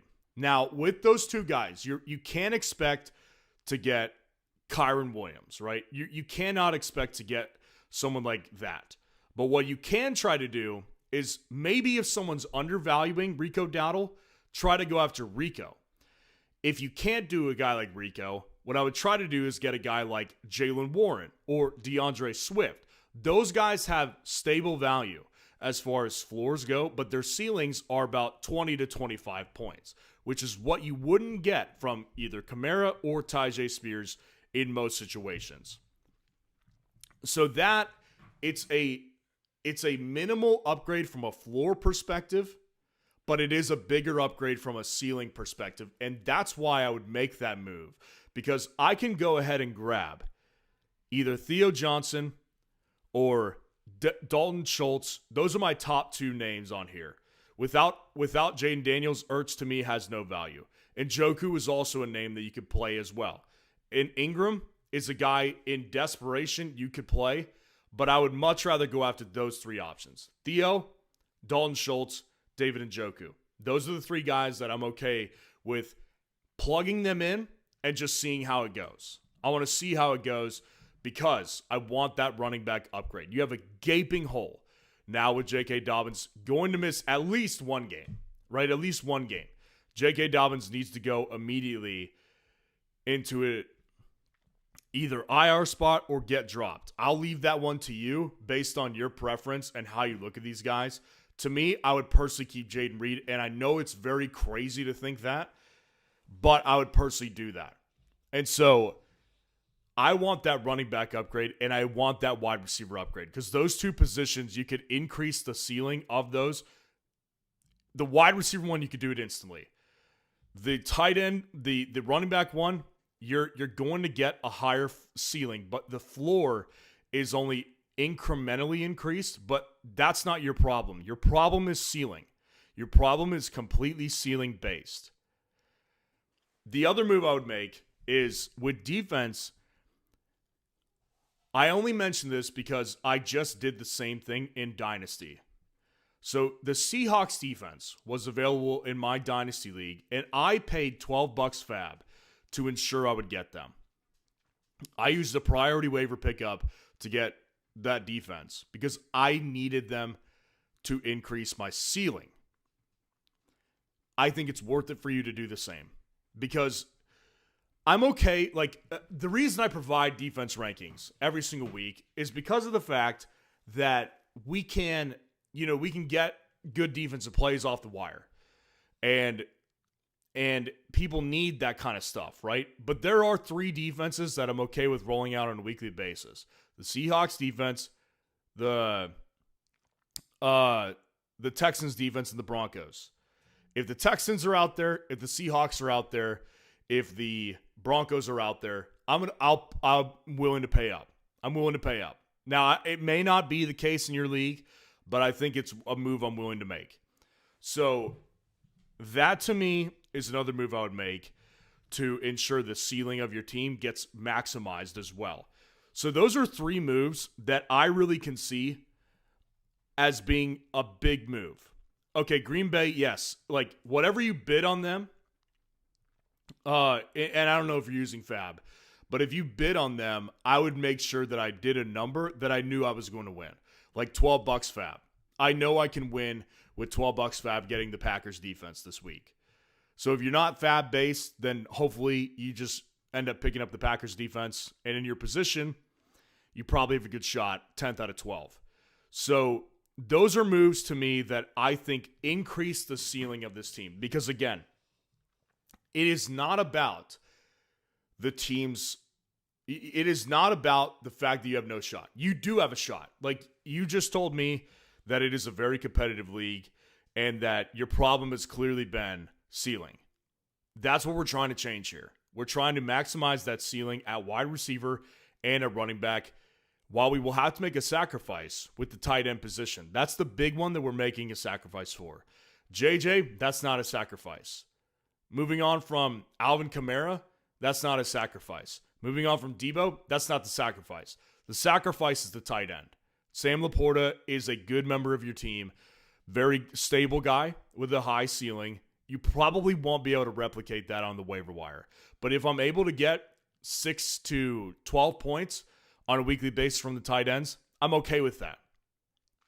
Because we want to make sure that we're getting a running back upgrade and a wide receiver upgrade. So those are the moves I would make, because we need to start chasing ceiling games. And you need to start chasing wins, clearly. But you can't just win 90 to 87. You can't just win 82 to 65.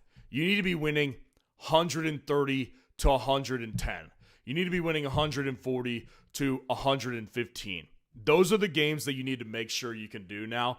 And those moves that I want to go after, that can maximize the potential of doing that for you. So that one is, I really hope that you can make those moves happen because JJ is clearly holding you back. Your RB2 is going to become a huge problem here if you don't get out ahead of it. And Laporta's good, but he's better on a winning team.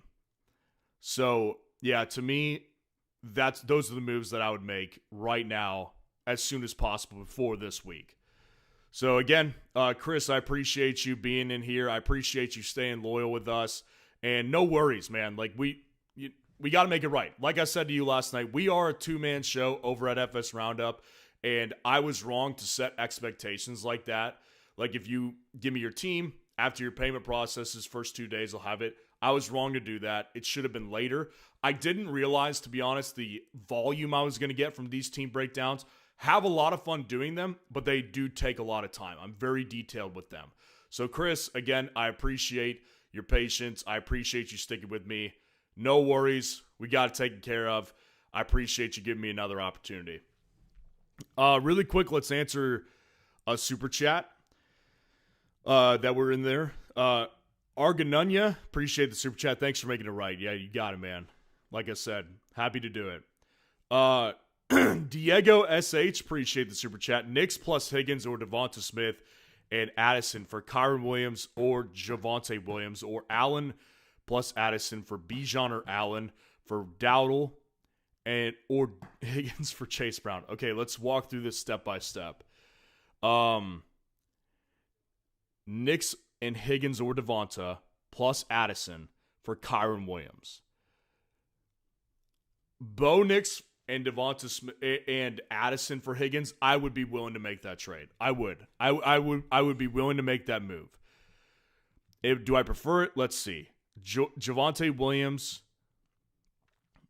Javonte Williams or Kyron, I'd be willing to make that move for. Allen plus Addison for Bijan. That's obviously ideal. That's the move I would want to do personally.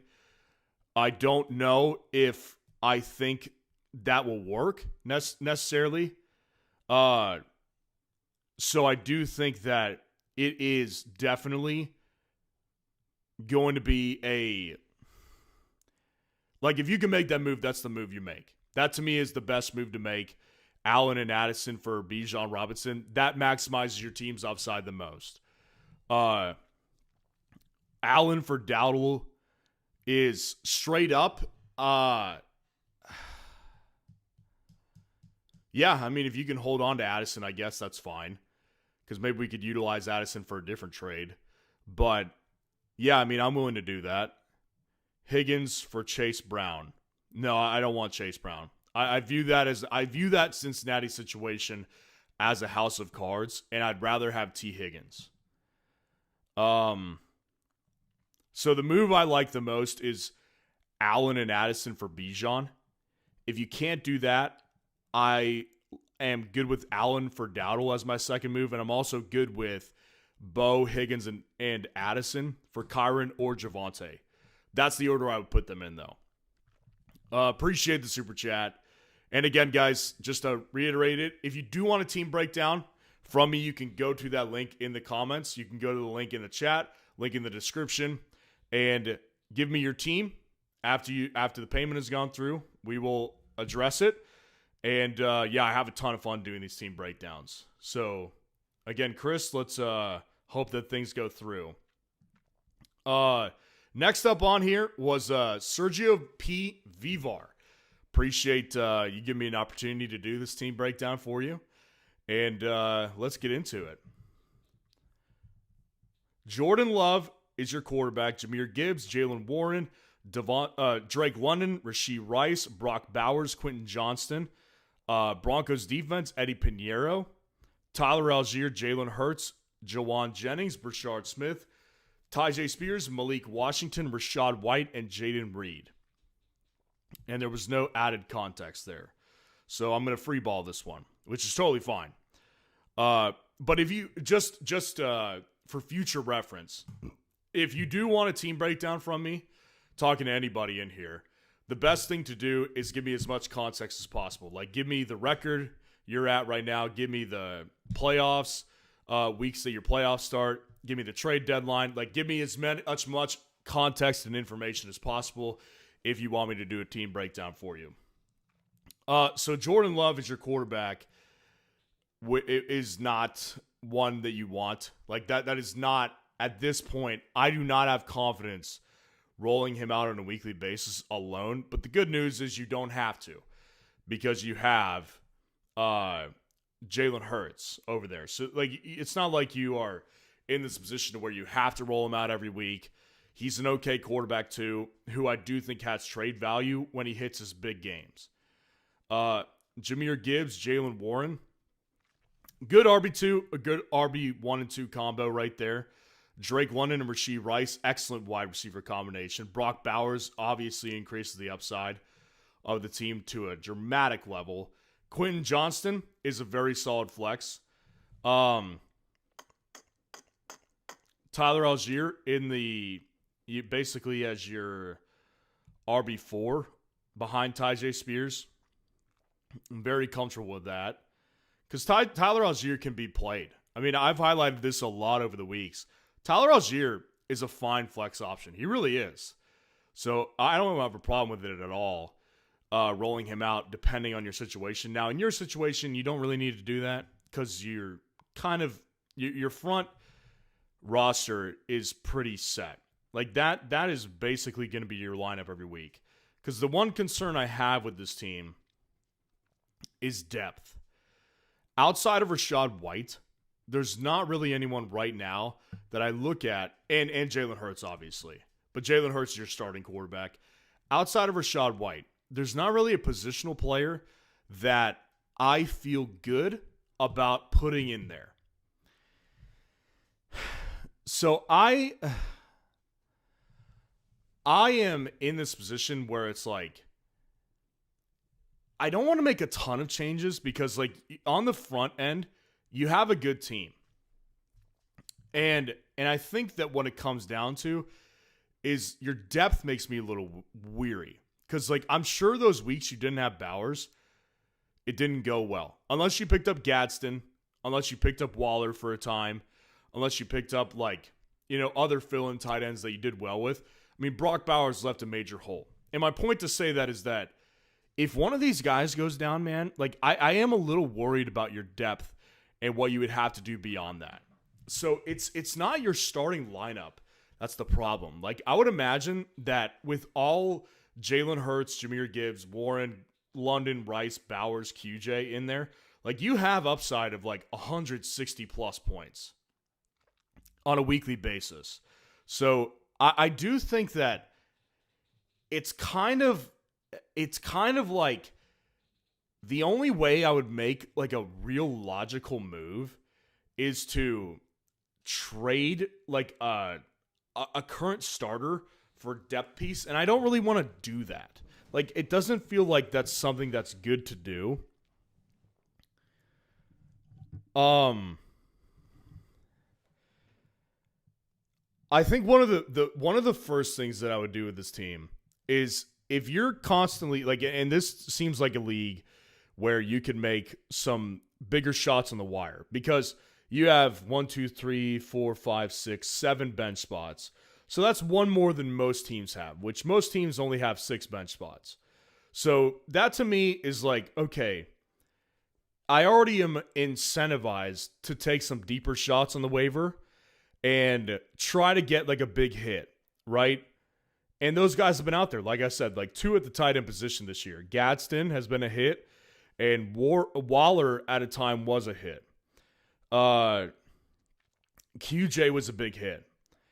So if you can hit on the wire, that's going to be really big. And that's something I'd constantly play on your team, because in your position, like guys like Malik Washington are fully droppable. Guys like Brashard Smith, I want to hold on to because I view him as a potential breakout player at some point. Now, it's getting a little harder to believe that, but I do still think of him as a guy who could break out. So I would rather hold on to him than Malik Washington. Because to me, Malik Washington is a guy that has very little to no upside at all, outside of like 12 points occasionally. And the guy got in the end zone last week. What did he do in fantasy? Not very much. So I do think that the upside of this team is really high, but my concern is that your bench behind them is not very strong. And it's really thin. And you're kind of counting on a lot of these players to stay healthy for you. So what I'm ultimately trying to think of right now is moves I would make to increase your bench's reliability. And to me, Jordan Love is expendable, but I don't know how value he'll be to most people in trade situations because of his past 2 games, which have been atrocious for fantasy. A guy like Algier is valuable in my opinion, but it is also one of those situations where he's more valuable to the Bijan owner than he is with your team, considering you have Gibbs as your running back 1. So one of the first things I might try to do is I might try to get Jordan Love and package him together with Tyler Algier and try to get a running back like Woody Marks, or try to get a running back like RJ Harvey, or try to get somebody like Jamison Williams and see if someone's able to bite on that one and trade it to the Bijan owner. That's one of the first things I would try to do is, hey, Algier's more valuable on your roster than he is for mine. So what if we did a package type of deal to where we could, give you the running back that you need, an upside quarterback, and I could get an upside flex player. Jawan Jennings is also a name that sticks out to me as a guy I would trade. And I would try to do the same thing with him and package him together with somebody like Jordan Love and try to get a wide receiver in the range of, I would try to get somebody in the range of like Chris Olave, and that one might not be possible. Let's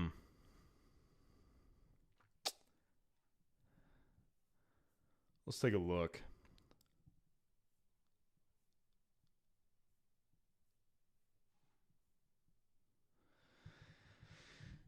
Zay Flowers, Ted McMillan, those are good options to get as well. Marvin Harrison Jr. is a good option to go after. Alec Pierce might be an option.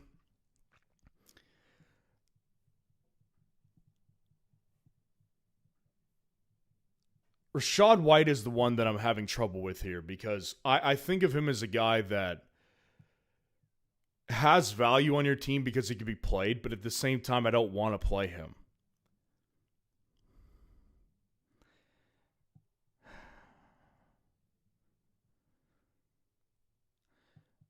Maybe instead of trading Algier with Love, you could package Rachaad White with Love and try to move to a decent wide receiver 2 or a decent running back 2 in the range of DeAndre Swift or Jaylen Warren.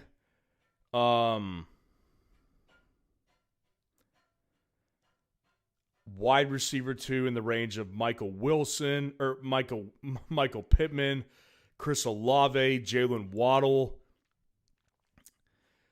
My point being is that like all of these moves I'm throwing out right now is what like those are the moves I would make because I don't want to mess with your starting lineup much. Like your starting lineup is, I think, very good. I think it's a very good starting lineup. The real problem is that you don't have much depth behind you. You really don't. Like your roster is very, very, very fragile. And that scares me. Like, because, again, like I don't wish any of it on you. But if you lose Jahmyr Gibbs, or if you lose London, or if you lose Bowers, like, you're going to take a major hit from your weekly upside. So I don't want to mess with your starting lineup and risk downgrading, because, like, London and Rice, that's a wide receiver tandem that's, like, got to be one of the best in your league, if not the best. Gibbs and Warren, that's a really good 1-2 combo. QJ as your flex is very high upside. And I think his floor is mostly stable outside of one bad week. So I don't want to mess with your starting lineup at all. But I want to improve your bench. Because if one of those guys goes down and you have to play Rachaad White or Juwan Jennings or Tyjae Spears, you're going to be really hurting from an upside perspective. So the moves that I would make on this one are specifically bench trades. I'm trying to make depth trades and trying to acquire guys like Jameson Williams, Alec Pierce, guys in that range at wide receiver, Woody Marks.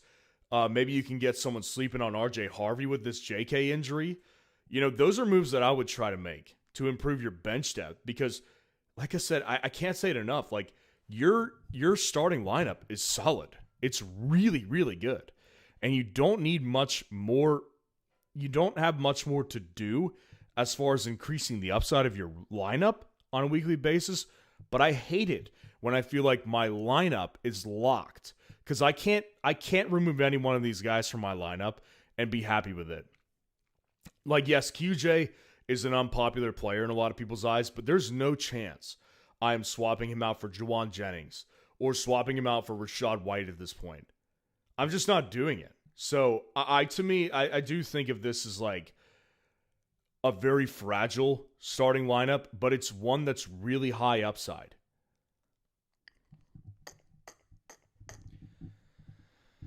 So you're saying that someone in your league has Jamar Chase and JSN. Yeah, that's pretty lethal.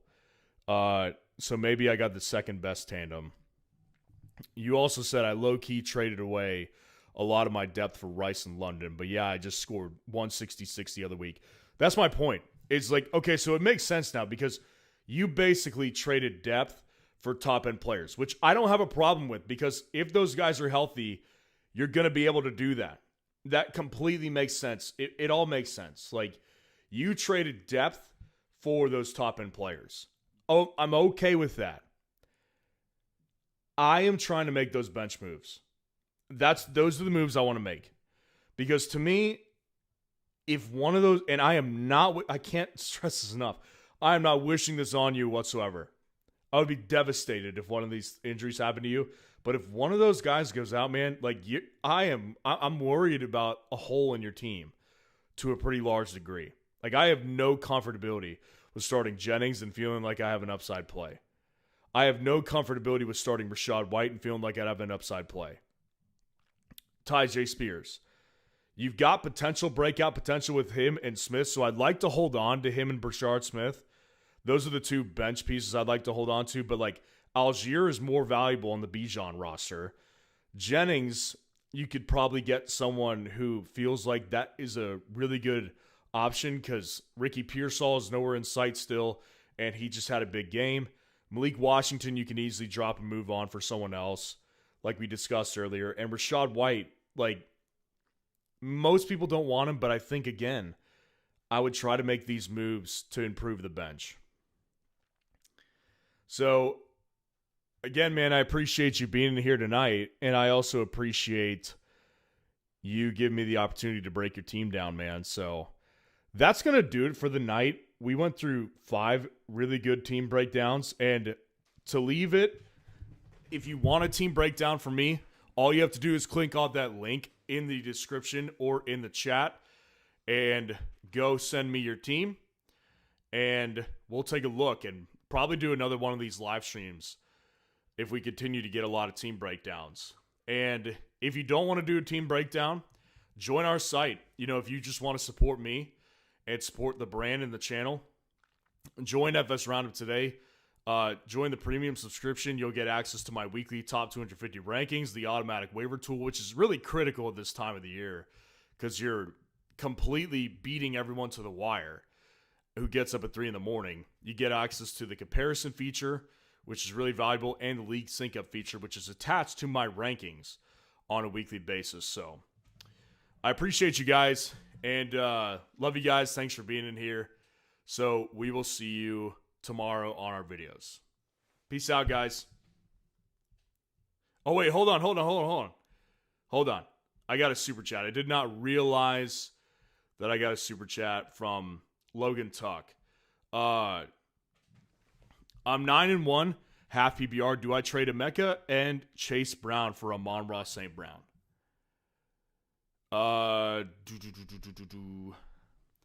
So, Emeka and Chase Brown for Amon-Ra St. Brown. You know, I got to be honest. I think there's a lot of people who would think I'm crazy because I just we continue to have this like back and forth. And I'm not talking about you and me specifically, but like so many people think of Emeka Egbuka as an expendable piece. And like you're basically, you rode the high and you are trying to move off him. I just view Emeka Egbuka so much differently. Like, Egbuka is a wide receiver 1 in fantasy. And a really good one at that. Like, he is in that range of Amon-Ra St. Brown. And to me, like, that's one thing. Like, tonight I talked a lot about trading for top-end wide receiver 1s when you move off of Justin Jefferson. Egbuka's in that room, but the reason I wasn't including him in those is because he's not viewed like he's in that room. And so, Emeka Egbuka and Chase Brown, for me, like what you're doing here is basically you're giving up a wide receiver 1, and you're also giving up a running back who's always flexible for one guy who may increase the floor on your team by like a couple points. But as far as ceiling goes, Amon-Ra St. Brown and Egbuka, they both have 30-point upside. So to me, this isn't worth it. It's just not worth it to me. So I do really personally think that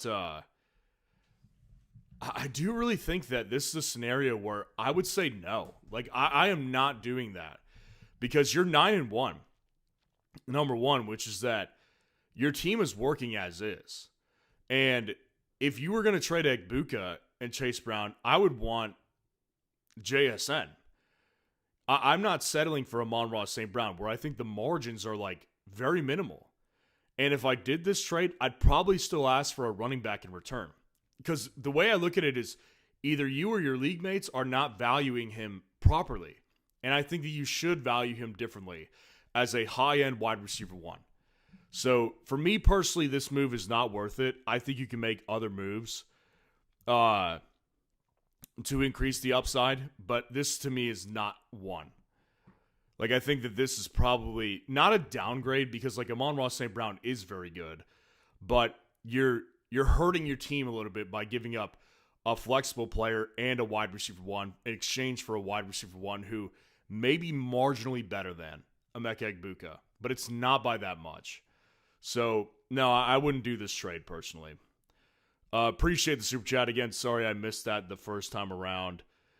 And yeah, I think that'll do it for the night. So Logan Tuck said, I have JSN, LOL.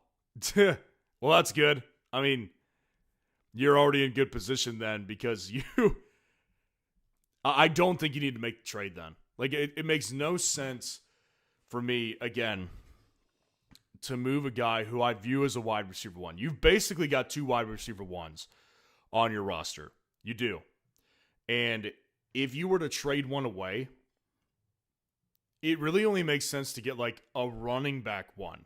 Like if it was a 1-for-1 swap running back and wide receiver, that would make more sense.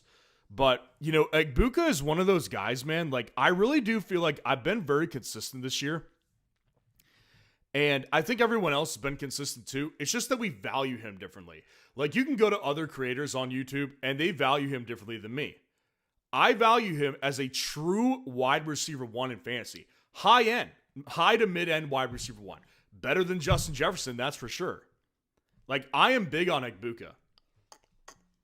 So to me, like the only thing that would make sense is if I got like if I was desperately needing a running back one, I would trade him straight up for Bijan. I would trade him straight up for Jahmyr Gibbs. But like I'm not trading him for another wide receiver one and adding another piece onto it because it's just a lateral move. Like Egbuka is what he is, and it's great.